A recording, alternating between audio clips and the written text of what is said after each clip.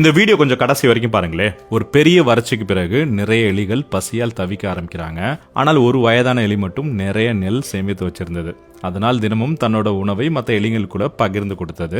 ஆரம்பத்தில் எல்லோரும் வரிசையில் நின்று மரியாதையா வாங்கினாங்க, ரொம்ப நன்றியும் சொன்னாங்க. ஆனால் நாட்கள் கடக்க கடக்க அந்த நன்றி உணவு கொஞ்சம் கொஞ்சமா மறைஞ்சே போச்சு. இப்ப சில எலிகள் இந்த நெல் ரொம்ப ஹார்டா இருக்குதுன்னு குறை சொல்ல ஆரம்பிக்கிறாங்க. சில பேர் ஒரு கைப்பிடி தான் கொடுப்பியான்னு சண்டை போடுறாங்க. இன்னும் மோசமா சில பேர் திருடவே ஆரம்பிக்கிறாங்க. ஒரு நாள் அந்த வயதான எலி தன்னோட காலி கைகளை காட்டி என்கிட்ட கொடுக்க எதுவுமே இல்லைன்னு நிக்கிறப்ப யாருமே நம்பல. நெல்லை ஒளிச்சு வச்சுட்டு பொய் சொல்றியான்னு கோவத்துல எல்லாரும் சேர்ந்து அந்த எலியை தாக்குறாங்க. எங்க மறைச்சு வச்சிருக்கன்னு கீழே தள்ளி பலமா தாக்குனதுல அந்த எலி பரிதாபமாக இறந்தே போகிறது. ரியல் லைஃப்லயுமே இதே தானே. சிலர் உங்க கைண்ட்னஸை கிஃப்டா மட்டும் பார்க்க மாட்டாங்க, அது தங்களோட உரிமையா பார்க்க ஆரம்பிப்பாங்க. அது காரணம் நீங்க தான். நீங்க கொடுத்து கொடுத்து பழக்கிட்டீங்க.